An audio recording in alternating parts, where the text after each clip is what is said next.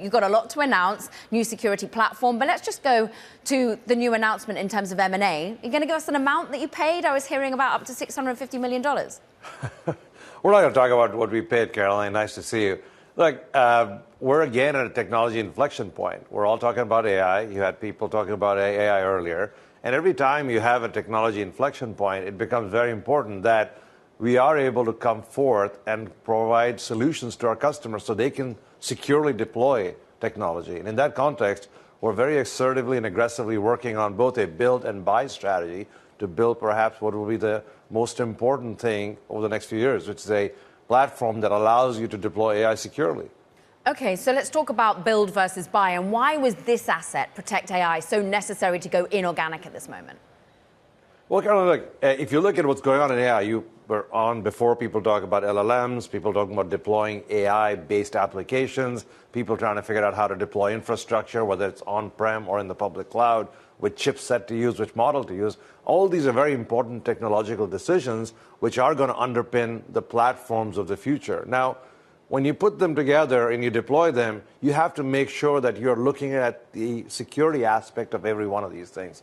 Protect AI, after an extensive look around the market, we found was working on some very interesting topics, which are complementary to what we've been building. We've been building a great runtime platform to protect our customers as they deploy AI. Protect AI was working on something similar, where they were looking at all the models in the world, scanning them to make sure there wasn't bad stuff lurking in them. So the combination of the two, which we will integrate into one platform, actually allows us to be more comprehensive and we will offer our customers. I just want to get your bird's eye perspective here, Nikesh, because no one can push us forward as much as you can in many ways to the future of agentic AI and the fact that where are we to ultimately be protecting ourselves? There's demand for traditional, basically firewall endpoint products of security. How does that shift if you're going from a user level to an agent level in this moment? Well, I think that's going to be the buzzword for RSA, Caroline. People are going to talk a lot about how do you make agents work. I think it's still unclear. There's a lot of innovation being put out in the market, where there's the A2A model, there's an MCP model. These are all wonderful buzzwords we create in our industry. But as agentic AI, look, I've said before, to me, agentic AI becomes real when you start giving AI arms and legs, whether robotic arms and robotic legs or real arms and legs in terms of replacing human beings. And I think that's where the question becomes, can I rely on AI to accomplish the task without supervision?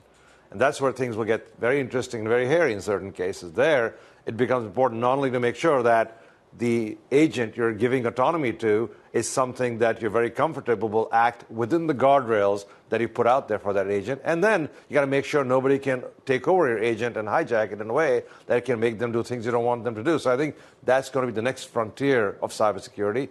As we get AI deployed in multiple places, how do we give autonomous control to these agents? How do we give them agency effectively? And I can't wait for that world to happen, but it's going to be a whole new sort of set of opportunities that will open up for us. And look, there are a lot of names trying to make the most of this opportunity. A lot of them are the hyperscalers. A lot of them, in many ways, become your competitors as they add their own security offerings. Where do you sit in this whole frenemy environment? Well, you know, it's been fascinating, Caroline. Logically, the cloud providers should have been our competitors, and cloud security, they should have been our competitors, and endpoint security, but they're not. They're focused on making sure technology gets deployed as quickly as possible, which is good perhaps for their business, for all of their customers.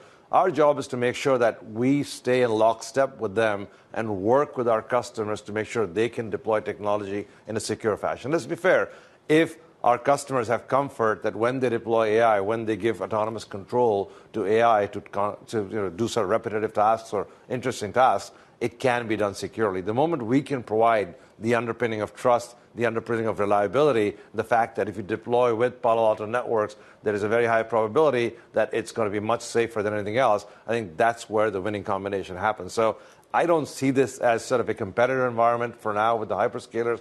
I see it as an opportunity for us to work together and make sure we accelerate the adoption of this technology, as opposed to have our customers be confused which way to go. I mean, you used to work at Google. You host your products on Google Cloud. How do you feel about their big splashy deal for Wiz? Look, it'll be interesting to watch. I have lots of conversations with people at Google about it, and we don't intend to change how we deploy our products. We buy infrastructure from them, and sometimes we see them in the market. Our hope is that our customers will understand that you want an unbiased product that can operate effectively on every cloud provider, as opposed to something that is beholden to a particular cloud provider, because you still need to solve for everybody else out there. So I think that's our sort of ethos. We want to be independent. We want to be somebody that can deliver the same level and capability of security across every platform there is out there, so our customers don't have to spend time trying to integrate all this stuff together, which is our entire philosophy around platformization.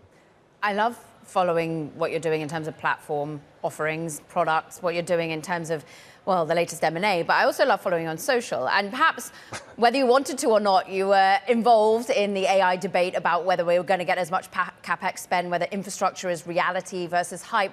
Where do you stand on it right now, Nikesh?